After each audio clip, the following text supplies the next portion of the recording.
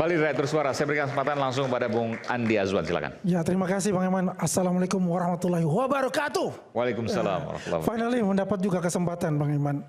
Ya, saya mewakili masyarakat biasa. Ya, karena kemarin kami di Lampung banyak sekali pertanyaan dari masyarakat. Oh, ikut Pak Jokowi juga ke Lampung? Ya, saya Lampung. Oke. Saya sampai ikut selesai. semua? Bang Ade juga ikut? Oke. Kita bertemu dengan masyarakat di sana, ya. Mereka menanyakan juga, komplain juga ke kita. Ya, kenapa tidak ditahan? Ini sudah membuat kegaduhan dan sebagainya dan sebagainya. Kenapa jaksa melepaskan? Saya hanya memberikan penjelasan. Apa yang telah dilakukan oleh Polda Metro Jaya, ya selama 1 tahun lebih itu bekerja secara profesional, bekerja berdasarkan dari kaidah-kaidah hukum yang dilakukan, ya, dan kita mendukung penuh untuk itu, ya. Kemudian kenapa dibebaskan jaksa? Itu adalah wewenang dari kejaksaan untuk itu. Kita tidak boleh membenturkan antara kepolisian dan kejaksaan, karena ini adalah satu tarikan nafas sebagai garda terdepan hukum untuk kita, ya. Kita memberikan penjelasan kepada mereka seperti itu. Tapi yang menarik tadi ada perdebatan kita itu membandingkan antara kasusnya Haris Azhar, ya, melawan Pak Luhut, itu pasal 30, 310, 311, kemudian di-compare dengan kasusnya Roy Suryo dan Dr. Tifa ini. Menurut saya ini tidak apple to apple. Karena kalau kasusnya Roy Suryo ini terjadi polarisasi di bawah, ya, yang ada jelas-jelas bagaimana mengatakan bahwasannya ijazah Pak Jokowi 99,9% itu palsu. Tapi hari ini saya tidak melihat tuh. Biasanya ditunjukkan ini ijazah palsu 99,9%. Tumben ini tidak ditunjukkan untuk itu. Saya pengen lihat sih sebenarnya kalau ditunjukkan. Banyak nih. Ya, tunjukkan dong mana. Foto palsu aja. Kan biasa kan ditunjukkan kayak begini kan nih. Banyak. Ya, jangan-jangan dia takut ini. Ngapain ya, karena takut? sudah tanda tangan di kejaksaan. Pengacara palsu ya, kayak untuk gini mengulangi tuh kembali. takut? Kan begitu. Gak usah takut dah. Gak Ya, usah ngomong itu yang dilakukan. Nggak berani dia sekarang kan. Nggak berani. Jadi Gak gitu. usah. Ya. Gak usah dengerin dia sampah omongannya. Jadi yang dilihat ya, oleh yang dikatakan oleh masyarakat. Masyarakat apa? Masyarakat yang tanya kapan Jokowi adalah terjadi polarisasi banyak, itu, gitu loh. Sehingga yang ditimbulkan dengan statementnya Roy Suryo ini bukan fokusnya dari ijazah, kemana-mana sudah melebar, ya. Makanya berbeda dengan kasusnya dari Haris Azhar itu. Palsu. Itu jelas berbeda. Itu tidak apple to apple. Ya. Yang jelas apa yang dikatakan dilakukan ya oleh Roy Suryo itu ya di pra-peradilan kita hormati betul untuk itu, karena itu adalah hak konstitusi. Udah hormati, tunggu aja. Ya. Tapi memang tidak seimbang. Kalau di sini dikatakan dibuka secara publik, ya mestinya kan juga dari Polda Metro juga ada memberikan counter untuk itu. Tapi kami sebagai masyarakat ya percaya betul dengan apa yang dilakukan oleh Polda Metro Jaya, yang menurut saya ini mereka juga sangat memanjakan mereka. Memanjakan tersangka, sangat memanjakan itu. Bayangkan, ya diperolok-olok mereka, ya tetap tenang aja.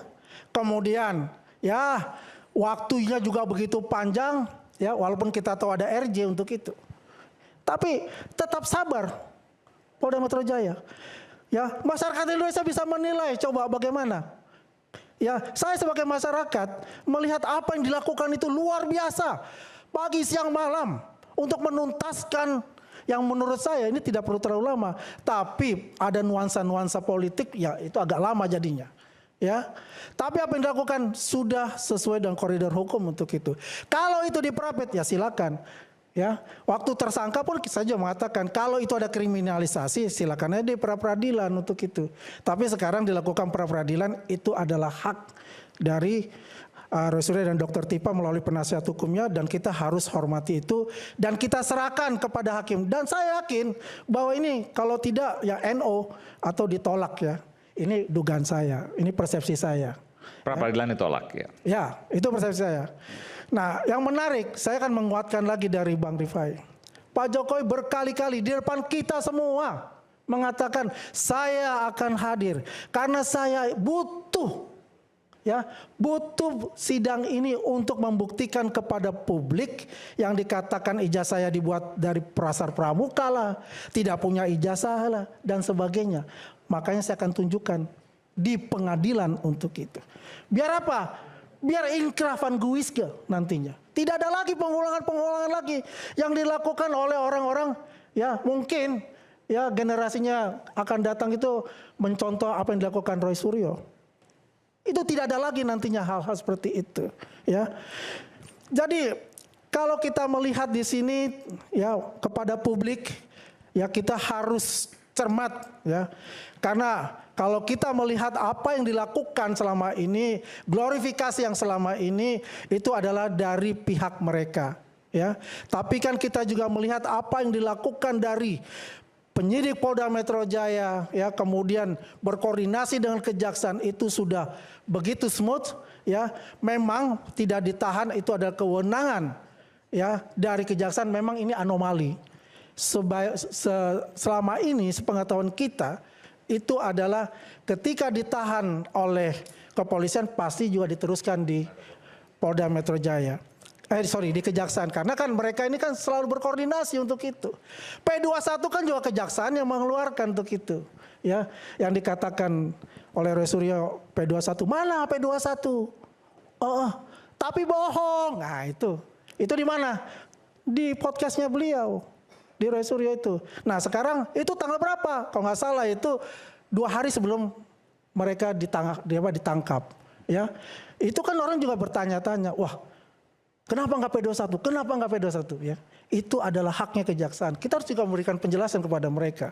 Tapi kalau dibilang P21 boncos, ya inilah yang dilakukan selalu bagaimana menggiring publik ya bahwa mereka ini ya mohon maaf kalau saya quote unquote ya kebal hukum karena P21 tidak ada. Kan gitu loh. Ya kan? Selalu kan diglorifikasikan masalahnya adalah itu. Tapi masyarakat sekarang sudah menilai, sudah melihat ya, apa yang terjadi drama-drama itu akhirnya sudah memasuki adalah episode terakhir. Yaitu di pengadilan. Kita serahkan semua yang memang adalah jaksa penuntut umum yang mewakili dari Pak Jokowi. Ya.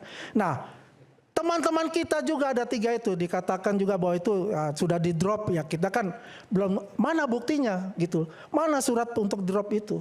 Kan nggak ada untuk itu surat dakwaannya. Ya, yang jelas kita tetap jalan untuk itu sampai kita mendapatkan yang namanya surat penghentian itu. Itu penting untuk itu. Jadi sekali lagi saya akan memberikan kepada publik, menginformasikan kepada publik dan publik juga harus menilai apa yang dilakukan selama ini sudah on the track dari pihak Polda Metro Jaya dan pihak kejaksaan. Pertarungan nanti kita lihat tanggal 2 Juli dan selanjutnya. Ya. Yang jelas di sini ada dibuktikan bagaimana kebenaran itu nyata adanya. Terima kasih. Mas Aiman. Oke, sedikit. Ini karena kaitannya dengan pihak kejaksaan. Cuman segitu itu omongannya. Oke. Mas Aiman, ini karena kaitannya dengan kejaksaan. Jadi gini Mas Aiman.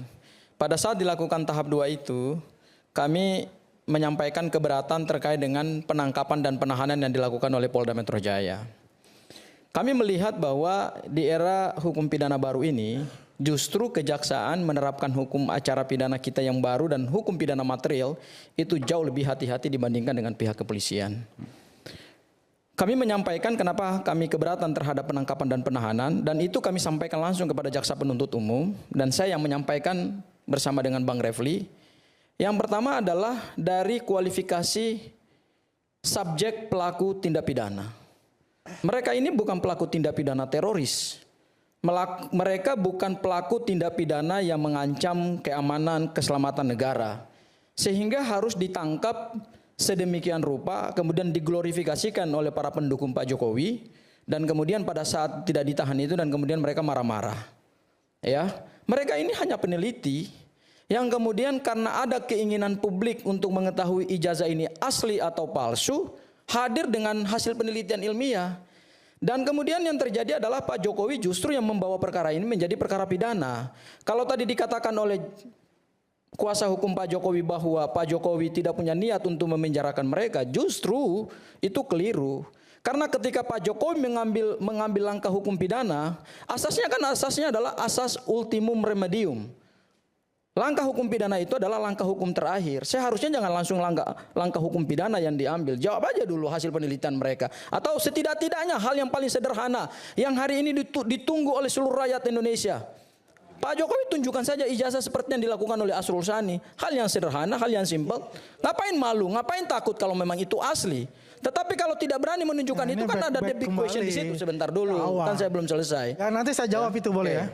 Kemudian yang berikutnya lagi, dari sisi kualifikasi delik material. Pengenaan pasal terhadap 2 tersangka yang kami sebut para pejuang ini, kalau kita lihat dari kualifikasi deliknya, ini kan deliknya adalah delik pidana biasa yang dilakukan oleh orang pada umumnya, yaitu apa? Pencemaran yang diatur dalam pasal 310 yang sekarang berubah menjadi pasal 433, ancaman pidananya cuma 9 bulan. Dan kemudian yang kedua adalah fitnah yang diatur dalam pasal 311 yang berubah sekarang menjadi pasal 434. Ancaman pidananya hanya 3 tahun. Coba kita lihat secara jujur. Apakah ada para tersangka atau seseorang yang diduga melakukan tindak pidana pencemaran nama baik dan fitnah ditahan nggak? Nggak ada. Rasman Nasution tidak pernah ditahan. Kemudian karena putusannya sudah ingkrah, baru kemudian dieksekusi. Sylvester Matutina tidak juga ditahan dan ditangkap. Meskipun putusannya sudah ingkrah sampai hari ini kan juga masih kabur. Itu fakta yang tidak bisa kita bantah gitu. Kemudian coba kita lihat Hari Azhar ya. Itu juga pasalnya adalah pencemaran nama baik dan fitnah. Tidak pernah ditahan, tidak pernah ditangkap. Ini bukan delik material yang berhubungan dengan tindak pidana teroris. Gini, penegakan hukum itu kan ada namanya asas proporsionalitas. Antara perbuatan dan cara memperlakukan seorang tersangka itu harus imbang. Mungkin kalau tindak pidana teroris atau tindak pidana tertentu atau kita sebut sebagai tindak pidana khusus misalnya korupsi, terorisme ya atau yang mengancam keamanan negara memang harus dilakukan special treatment pun yang juga beda. Makanya di dalam ilmu hukum pidana ada namanya kualifikasi delik. Kenapa kualifikasi delik itu penting? Karena dengan adanya kualifikasi delik negara membagi macam-macam tindak pidana, itu tujuannya adalah supaya penegakan hukum itu antara satu perbuatan dengan perbuatan yang lain, pembuktiannya berbeda, unsurnya berbeda, dan cara penangkapan dan penahanannya pun harus berbeda. Makanya penangkapan dan penahanan itu harus ancaman pidananya di atas 5 tahun penjara. Terhadap yang di bawah 5 tahun penjara itu tidak bisa dilakukan penangkapan dan penahanan. Oke. Kemudian yang ketiga, dari sisi alasan urgensi yuridis. Kami melihat tidak ada urgensi yuridis yang bisa melegalkan cara penangkapan dan penahanan yang diglorifikasikan oleh para pendukung Pak Jokowi. Yaitu apa? Surat perintah penangkapan dan surat perintah penahanan kalau kita baca dan kami baca secara teliti dan ini menjadi objek pra peradilan kami di Pengadilan Negeri Jakarta Selatan adalah untuk kepentingan penyerahan tersangka dan barang bukti. Ini menarik. Kami hari ini menarik kejaksaan sebagai pihak turut termohon dalam permohonan pra peradilan kami. Kenapa? Karena kami ingin membuktikan apakah memang benar ada koordinasi antara penyidik Polda Metro Jaya dengan kejaksaan pada saat dilakukan penangkapan dan penahanan pada tanggal 19 Juni. Alhamdulillahnya hari ini jawaban resmi dari pihak kejaksaan berdasarkan eksepsi yang mereka ajukan hari ini di sidang pra peradilan, mereka katakan bahwa kami itu bukan domain kami. Artinya penangkapan dan penahanan yang dilakukan oleh Polda Metro Jaya itu tidak berdasarkan pada koordinasi antara penyidik dan jaksa penuntut umum. Itu hanya alasan-alasan yang dibangun seolah-olah ada koordinasi. Tidak kerjasama. Loh hari ini ada jawaban dalam eksepsi. Membenturkan kejaksaan dengan Polda Metro Jaya. Ini itu logika yang dibangun. Ngomong terus nih. Udahlah, gak usah dan selalu terus menerus diglorifikasikan seperti itu. Inilah kalau orang nggak paham. Selalu mengadu domba ini begini pemikirannya. Ya, kalau Anda berbicara tentang itu, berbicara di pengadilan, bukan di media sini. Harusnya di pengadilan. Jadi bukan di media. Bukan apa di media. Mana bisa di media Anda bicara? Anda ingin mengadili. Mengadu domba untuk itu. Salah itu. Gak usah. Jangan Anda mengajari bebek berenang. Saya kasih kesempatan. Jangan mengajari bebek berenang untuk Saya itu. kasih kesempatan buat Anda nanti saya jelaskan. Gini. Ya keluar-keluar di YouTube-nya. Karena Anda berkoar-koar juga mengatakan bahwa saya kasih Anda kesempatan. mengglorifikasikan. Sampai selesai. Kita tidak bisa Mau mengglorifikasikan. sampai pagi juga nggak apa-apa. Silakan. Nanti dijawab, silakan. Oke ya, saya jawab ya. Beda kelas banget. kami Orang punya adalah otak dan nggak punya otak. Beda banget. dasar sama lo, argumentasi. tunjukin mana dong ijazah tadi? Mana? Mana ijazahnya? Tunjukin. Banyak Ya, ijazahnya. tunjukin. Lah ijazahmu mana? Lah, nggak Ijazahnya berani. palsu lagi. Biasanya kasih Palsu. ijazah palsu 99,9%. Yang saya keluarkan nih aja nih. Nih kawanmu nih mana hari ini mana? Maling teriak maling. Mana? Respon. Mana Tunjukin. ijazahnya? Tunjukin Katanya ijazahnya. tunjukin. Maling. Tunjukin Berani dong nggak? ijazahnya, Mas Roy. Tunjukin ijazahnya Mas mana? Roy. Ini kan soal Nggak berani. Tunjukin. Aduh. Ngapain melayani orang nggak punya Nggak otak? berani. Nggak usah. Kamu nggak Oke, punya oke, otak, jangan. nggak berani dia. Oke, silakan Bung Gafur. Oke ya Mas Aiman ya. Ini adalah fakta hukum yang tidak bisa dibantah oleh siapapun apalagi oleh orang yang tidak punya kewenangan hukum. Hari ini pihak kejaksaan sebagai turut termohon dalam pra peradilan telah menjawab surat permohonan kami dengan mengajukan eksepsi. Di dalam eksepsi mereka mengutip asas diferensiasi fungsional di dalam sistem peradilan pidana. Yaitu apa? Mereka katakan bahwa penangkapan dan penahanan itu urusan masing-masing lembaga penegak hukum. Itu clear itu. Itu murni hasil eksepsi mereka. Dan dalam eksepsi mereka katakan bahwa mereka tidak ada kaitannya dan hubungannya dengan penangkapan dan penahanan yang dilakukan oleh Polda Metro Jaya. Clear ya? Ya, itu berdasarkan dokumen hukum yang mereka serahkan dan tadi mereka bacakan di sidang pra peradilan. Di sidang pra peradilan, mohon maaf. Yang suka bikin kacau kan yang kayak begini, misalnya kayak kemarin. Ada seseorang, atau saya katakan 2 orang lah, dari pihak pendukung Pak Jokowi, katanya tim hukum merah putih. Ujuk-ujuk setelah kami menyampaikan atau kami membacakan materi permohonan, ujuk-ujuk maju di hadapan hakim untuk mengajukan diri sebagai termohon intervensi. Akhirnya hakim juga kaget. Wah, Anda ini siapa? Saya kebetulan yang ada di dekat hakim dan saya yang mendengarkan permohonan mereka untuk menjadi termohon intervensi. Saya juga kaget ya, kok ada di dalam praktek pra peradilan orang mengajukan diri untuk menjadi termohon intervensi. Makanya kemudian hakim mengatakan begini, sebentar, ini bukan gugatan perdata Pak. Ini pra peradilan. Bapak kalau mau mengajukan diri sebagai termohon intervensi ataupun tergugat intervensi ya Bapak nanti aja di pengadilan perdata Pak. Karena yang diperiksa dalam pra peradilan adalah orang yang mempunyai kewenangan. Bapak kan nggak punya kewenangan terkait dengan penegakan hukum pidana ini.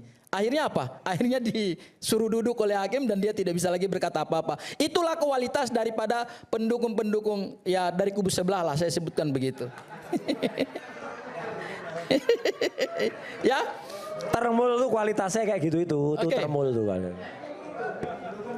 Oke, coba mari kita dengar secara seksama penjelasan dari Kepala Kejaksaan Negeri Jakarta Selatan pada saat mengumumkan hasil penyerahan tersangka dan barang bukti.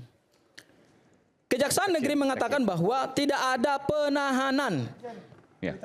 Ya, jadi tidak ada penangguhan penahanan karena syarat penangguhan penahanan adalah seorang itu harus ditahan dulu, kemudian dimohonkan penangguhan penahanan baru dikeluarkan surat penangguhan penahanan.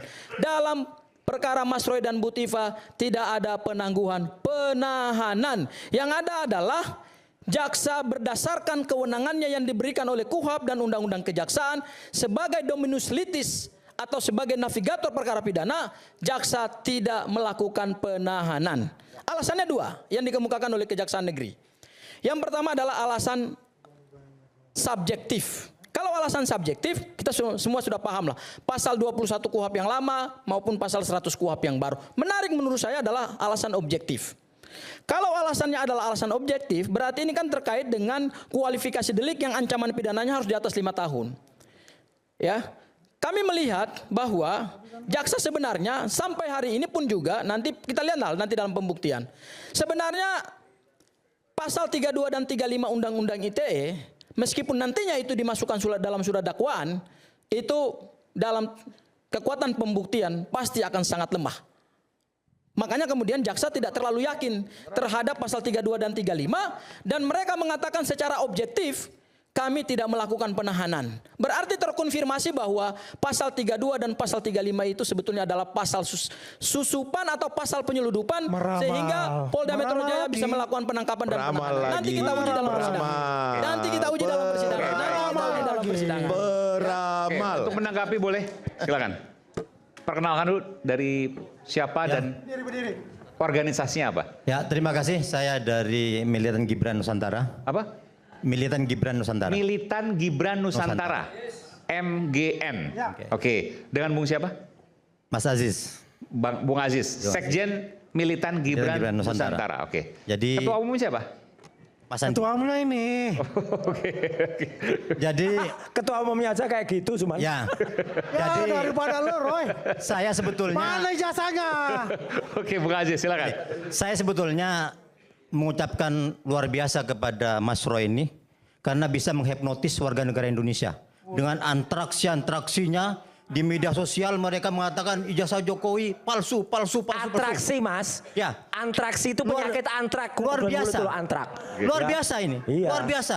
Omongan Orang juga yang percaya benar. lagi. Orang percaya lagi. Dan kita sekarang dituntut berkilat. Padahal sudah jelas tahun 2022 sudah ada putusan Pengadilan Negeri Jakarta bahwa ijazah Jokowi asli. Pernyataan juga dari UGM jelas asli. Tapi Roy Suryo nggak percaya itu. Mana putusan ijazah asli? Nggak percaya sampai sekarang nggak percaya. baca putusannya Pengadilan enggak? tahun 2022. Pengadilan mana? 22. Pengadilan mana? Silakan dibacakan. Mana putusan ijazahnya? Dari Mana? pengadilan mana? Dinyatakan bahwa ijazah Jokowi asli. Enggak ada. Mana putusannya? Terus UGM juga Enggak ada. menyatakan Itu putusan bahwa putusan ijazah Jokowi- soal Bambang Tri itu bukan soal ijazah. Oh. Enggak ada, Mas. Mas Juga baca UGM dulu. Ya. menyatakan bahwa Belajar ijazah SD Jokowi dulu. enggak. Oke, enggak, ini Sekolah menarik. SD dulu belajar baca tulis dulu lah. Putusan Nggak usah lah. pengadilan tahun 2022 yang menyatakan Nggak ada, bahwa ngaco ijazah banget Pak ini. Jokowi asli. Ada putusan pengadilan. Pengadilan Nggak mana? ada. Pengadilan Jakarta. Pengadilan mana? Jakarta Tunjukkan mana? aja, suruh tunjukkan. Mana tunjukkan mana? Boleh Mas, Mas Pengadilan Aziz ini mana? boleh. Kapan tanggalnya? Boleh ke atas ini. Bacakan. Apa amar putusannya? Bacakan. Mas Aziz boleh. Ya. Mana? Udah ada putusan PN Jakarta tahun 2022 PN Jakarta mana itu? gugatan ijazah palsu. Ditolak. Lah ya kan? Ditolak. Jadi ada tuntutan bahwa ijazah Jokowi itu palsu ditolak, Mas. Oh iya, tapi PN kan itu Jakarta. bukan berarti ijazahnya asli. Ya, tapi kan ditolak. Kan ditolak. Gugatannya Udah. Tahun berapa sih? Udah. Coba sebentar. Palsu nih. Tahun 2022. 2022. Terus juga UGM sudah menyatakan bahwa itu asli. Jokowi punya ijazah. PN Jakarta Pusat Ya. 2022 gugatan ijazah palsu ditolak. Ditolak. Oke, tapi tidak disebutkan ini. Ya. Ini hanya Tapi catatan, bukan Nah, iya. bukan salinan, Terus, misal salinan putusan. Mas ya. Roy ini sudah ngotot bahwa palsu. Tadi Mas sudah Aiman, berkelit lagi itu nih. berita apa Ya. putusan itu Mas Aiman? Itu Tadi berkelit. berita apa putusan? Jadi Tadi yang Mas Aiman baca. Gugatannya ditolak. Gugatan Bukan, oleh itu berita, PN Jakarta Pusat. Itu berita apa putusan? Enggak, itu ketikan sendiri. Udahlah. Oh, malu bro, malu Jadi, bro. apa yang disampaikan Mas Roy ini, mereka karena ketakutan sekarang. Jadi semua apa yang dilakukan oleh polisi dianggapnya, wah kayak PKI. Kalau dia nyinyir orang selama 2 tahun, wah bukan menghina orang itu. Itu penghinaan. Selama Pak Jokowi 20 tahun jadi pejabat itu, kemana aja Mas Roy? Katanya temenan dulu, nyetirin katanya. Kok nggak ditegur kalau nggak bener? Kok sekarang ketika Pak Jokowi yang menjabat, wah Ini- palsu. Man, ini nggak sehat ya. Gini. Ngapain juga Kalau orang ini kita ngomong? mau- Enggak, bukan nggak Kalau sehat. kita mau Tadi kan berargumentasi, bilang. sebentar. Pengacaranya Kalau kita mau tadi itu. berargumentasi, Anda Pakai poinnya otak. apa? Ya.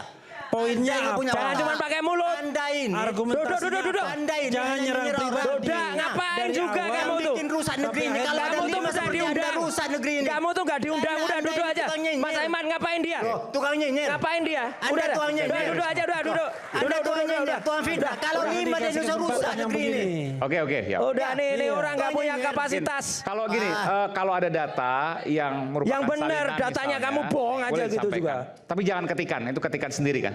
Oke. Bukan kalian sendiri. Oke. Nanti kalau data disampaikan Oke. ke saya. Nanti kita Pernyataan akan UGM juga tampilkan di jelas sini. kan bahwa Jokowi kuliah di UGM. Ini bukan orang UGM udah jelas. Mesin IT-nya UGM bilang ijazahnya palsu. Jokowi nggak lulus. Jelas kok. Kamu baca nggak? Oke, baik. Udahlah, Oke. kamu bukan Kita orang kembali UGM saat juga lagi nggak bisa. tetap Udah, bersama kami dengan selesai. bersuara. Udah. Oke. Nanti Buang Al Kadir ya, belum ya? Oke.